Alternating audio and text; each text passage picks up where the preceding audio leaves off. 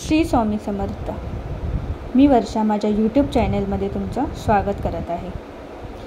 आषाढी एकादशीचे महत्त्व। आषाढी एकादशीला देवशयनी एकादशी असेही म्हटले जाते।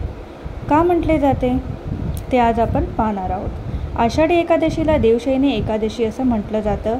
विशेष म्हणजे ते मनुष्याचं एक वर्ष म्हणजे देवांचे एक अहोरात्र असते। त्यामुळे दक्षिणायन ही देवांची रात्र असून उत्तरायण हा त्यांचा दिवस असतो असं मानलं जातं। आषाढ महिन्यात येणाऱ्या कर्क संक्रांतीला उत्तरायण पूर्ण होतं आणि दक्षिणायन सुरू होते, म्हणून आषाढी एकादशीला देवशयनी म्हणजे देवांच्या निद्रेची एकादशी असे म्हटले जाते। विशेष म्हणजे या काळात असुर प्रबल होतात व मानवाला त्रास देऊ लागतात। त्यामुळेच या असुर शक्तींपासून स्वतःचे संरक्षण करण्यासाठी अनेक जण व्रतवैकल्य करत असतात। तसेच दररोजच्या देवपूजेसोबत श्री विष्णूंची श्रीधर या नावाने पूजा केली जाते।